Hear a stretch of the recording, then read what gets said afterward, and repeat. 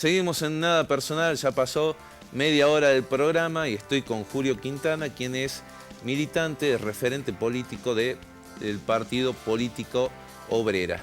¿Cómo estás, Julio? Gracias por venir hoy. Muy bien, gracias por invitarme. Claro.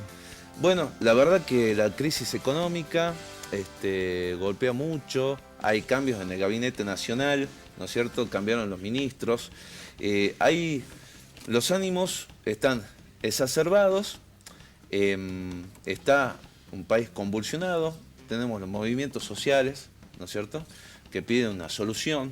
Hay otra parte de la política que dice, no, pará, eliminemos los planes totalmente. Hay declaraciones fuertes que dicen que hay que tener un control de natalidad. Y en definitiva, digamos, no hay una solución verdadera, ¿no? Bueno, desde Política Obrera, ¿qué análisis están haciendo de esta triste realidad ustedes? Bueno, como vos bien decías, acá hay una crisis muy profunda, que nosotros justamente lo que señalamos es que es una crisis terminal. Y desde varios aspectos. El país nuevamente está en una bancarrota económica y financiera.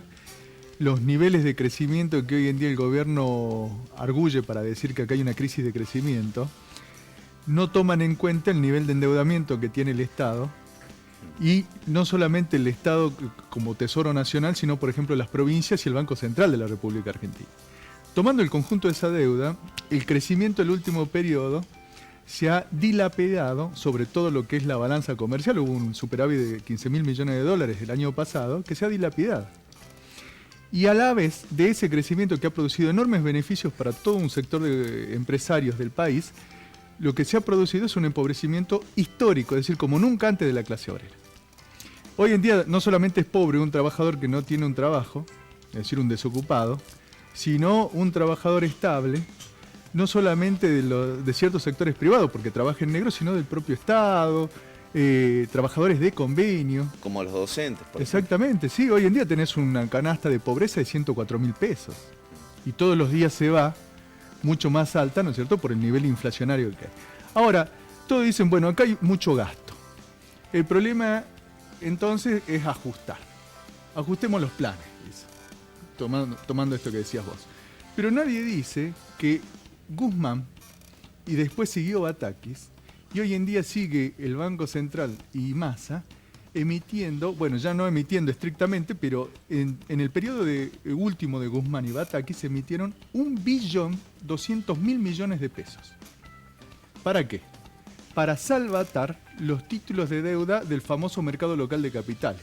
Es decir, que la enorme presión inflacionaria que hoy en día tenemos tiene que ver con ese salvataje de un grupo de capitalistas acreedores del Estado.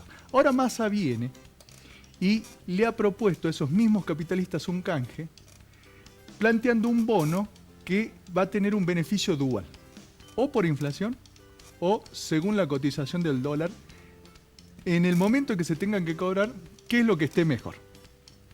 Es decir, que le está diciendo a esos acreedores que se van a salvar. Ahora, para los jubilados acaban de dar un aumento miserable, hoy. En los planes sociales, en vez de tener una verdadera política de trabajo genuino, se plantea una auditoría que busca ir a un disciplinamiento de los movimientos sociales que hoy en día no están bajo la égida del Estado y por el contrario no soluciona de ningún modo el problema de la desocupación. Entonces lo que tenemos es una política que necesariamente agrava y ahí ya no tenemos una bancarrota económica solamente y financiera, sino una bancarrota política. Julio, viendo lo que vos me acabas de decir, que no le alcanzan a los jubilados, que tienen un bono, digamos, realmente magro. También otro bono que viene ahora, que anunció el Ministerio de Economía, que van a cobrar desde el ANSES unos 42.000 pesos y demás. Y los otros movimientos sociales, por ejemplo, de Grabois, que dice que si realmente no arreglan esto, va a explotar realmente, digamos, ¿realmente va a pasar así? ¿Vos cómo lo ves? Mira, es indudable que la política de este gobierno es una política que lleva un estallido social. Grabois, hay que escucharlo bien porque Grabois es parte del gobierno. Es decir, es parte del frente de todos. Es decir, que no es que lo está diciendo algún opositor, sino que es un planteo de salvataje del gobierno, ¿me explico? Entonces, acá el problema tiene que ver con que tenemos un derrumbe político de un gobierno que en el último periodo para salvarse ha recurrido a Massa. Ahora Massa tiene planteos como estos que te digo. Todo el mundo lo trata de sostener. Grabois advierte, pero no rompe. Es decir, él acepta, por ejemplo, todas las medidas de Acroanian. Ahora se va a meter un tarifazo, no sé si sabías. Ya no sobre aquellos que queden fuera de un nivel de beneficios, o mejor dicho, de ingresos, a través de la segmentación que armó Batakis en el periodo anterior, sino hasta aquellos segmentados, en nombre de que esa segmentación los protegía. Ahora, si consumen más de 400 kilowatts, van a tener el tarifazo. Se va a triplicar el costo de la energía que van a pagar. Entonces, con eso se pretende ahorrar 5.000 millones de... Perdón, 500.000 millones de pesos. 500.000 millones de pesos. Para eso se la convocó a Flavia Rollón, una funcionaria de minería aquí de la provincia, con muchos vínculos con los agentes del litio. Entonces, acá el problema no son los planes sociales, sino que el estallido viene por estos tarifazos. El estallido viene por una inflación que todos los días se acicatea porque el gobierno ha garantizado en el último periodo enormes negociados para el gran capital a través, por ejemplo, de este mercado de capitales local, de la brecha cambiaria que existía y que ahora todo el sector capitalista critica, etc. Entonces ahí está la ingobernabilidad y la crisis del país. Y el problema es que eso recae sobre las masas trabajadoras y sobre todo los más empobrecidos. Si acá hubiera realmente una reactivación económica, en donde se garantizaría puestos de trabajo bajo convenio, es indiscutible que la gente migraría voluntariamente de planes sociales de miseria, que hoy en día no llegan a los 25.000 pesos, a salarios de convenio que estarían por arriba, hoy en día, de los 80, 100.000, 120.000 pesos, porque no habría, como dicen, por ejemplo, los medios, sumatoria de planes sociales que te garantice un salario de estas características y los beneficios de un trabajo permanente y en blanco. El problema es que las patronales no cumplen con nada de eso. Es decir, lo que quiero tratar de mostrar es que acá hay una suerte de engañabobos, una suerte de chivo expiatorio que hoy en día se presenta, ¿no es cierto?, que son los planes sociales, cuando acá la crisis del país pasa por otro lado. Julio. Y los planes sociales se tienen que resolver sobre la base de la creación de trabajo genuino, pero estos gobiernos no lo van a resolver. Son los principales destructores de las fuentes de trabajo en el país, porque hoy en día le promueven a los grandes empresarios otro tipo de negocio, como por ejemplo las altas tasas de interés de los títulos soberanos del país, y en ese sentido cualquiera dice, bueno, invierto acá o invierto allá. ¿Me explico? Entonces, este es el problema de fondo. Por eso nosotros decimos que esta situación hay que enfrentarla estableciendo un orden de prioridad diferente. Primero y principal, garantizando un salario igual al costo de la canasta familiar, hoy en día en 190.000 pesos, como pide la docencia. Hoy paró la docencia. Un 100% de aumento inmediato de emergencia. La indexación del salario. La reducción de la jornada laboral sin afectar el salario. Bolsas de trabajo en manos de las organizaciones sociales para garantizar una verdadera incorporación de esa enorme masa de trabajadores a un proceso productivo. Y todo esto no lo va a llevar ningún gobierno que esté vinculado con todos estos especuladores que están representados en el Frente de Todos, con Massa ahora, con Rollón y el lobby minero que está señora As, etcétera, sino que van a estar determinados por un gobierno que realmente responda a la masa trabajadora. El problema del país es que la clase trabajadora no tiene voz. Vos fíjate, la CGT, hace rato decíamos Grabois. Grabois viene y le advierte al gobierno, ojo con esto, tirale algo a los pobres, porque si no se van a avivar y esto termina mal. Ahora la CGT va a hacer una marcha el 17. Esa marcha es en apoyo al gobierno, no para quejarse de este empobrecimiento que estoy denunciando. Entonces, los trabajadores no tienen representantes genuinos que puedan exponer su agenda, sus intereses, que son esto que estoy planteando, y por eso nosotros promovemos un congreso de trabajadores.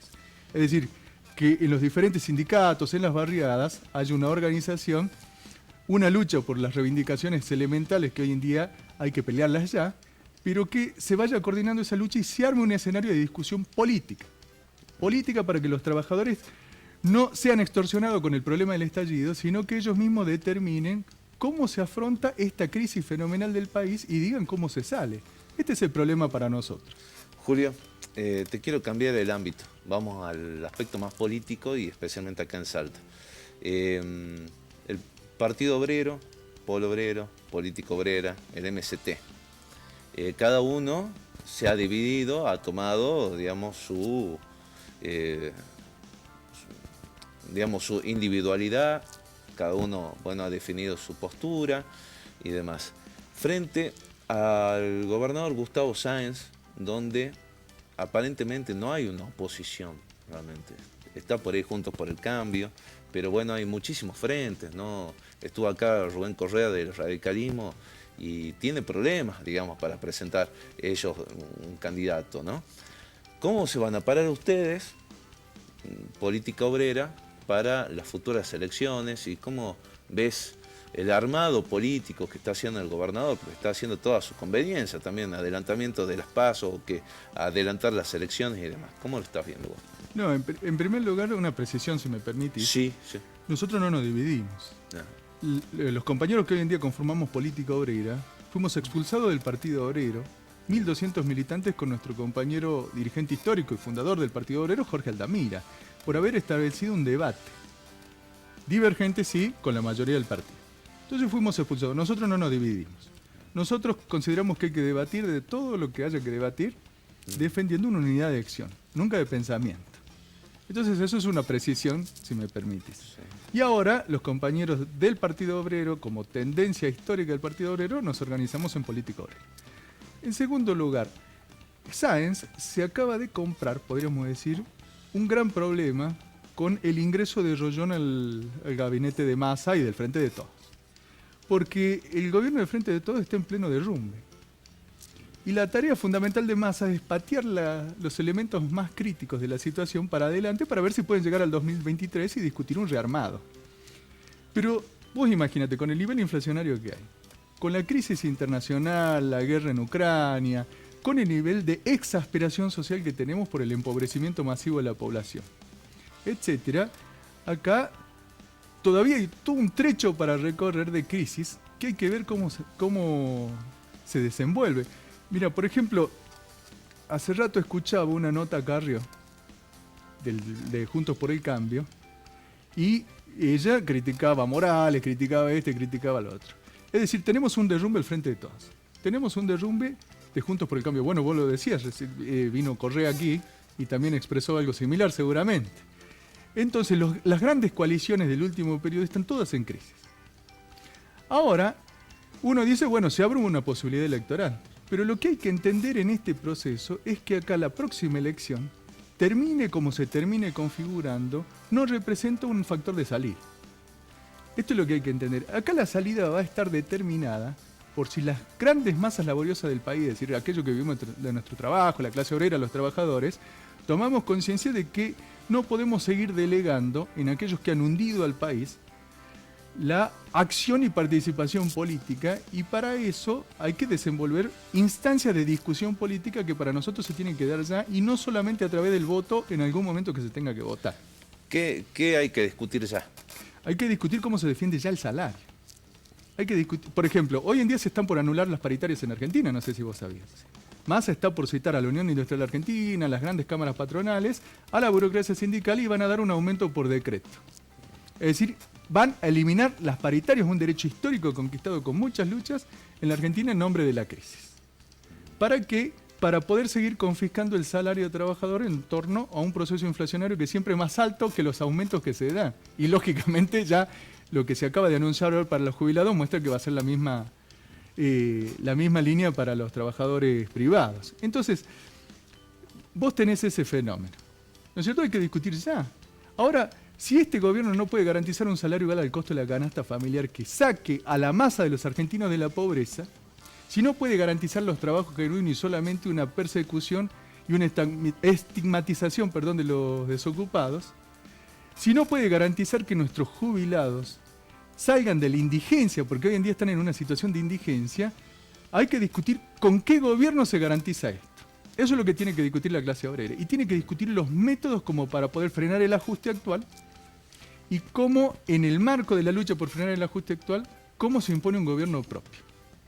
Que insisto, después se verán los problemas de la elección.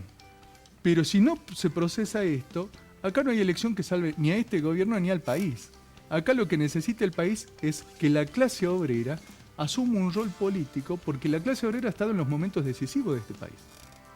Si este país es lo que es, desde el punto de vista positivo, es justamente porque la clase obrera ha sido la que ha tirado dictaduras, ha defendido la democracia, ha defendido conquistas sociales que en un momento determinado ponían a Argentina mucho más alto que los países en general de Sudamérica. Es decir, es la clase obrera la que tiene que decir basta. Y este es el planteo de política obrera, que es el planteo histórico del Partido Obrero, y ahora lo sostenemos nosotros porque aquellos que nos expulsaron, como vos decías, le quieren dar solamente un enfoque electoral. Es decir, la construcción de una alternativa política a la clase obrera no pasa por la acción de la clase obrera para ellos, sino por si reciben un voto o no reciben un voto. Cuando ellos mismos saben que esta elección no va a resolver nada si no se produce esta transformación profunda. Entonces este es el planteo nuestro. Gracias, Julio, por venir. Así que, bueno, tenemos un año por delante. Seguramente vamos a invitarte, a vos, a Gabriela y a Violeta. Así que... Bueno, te agradezco la posibilidad y de ya siempre a tu disposición. No, gracias por venir. Pasó Julio Quintana, referente político y militante del Partido Político Obrera. No te vayas y ya le damos un cierre al programa.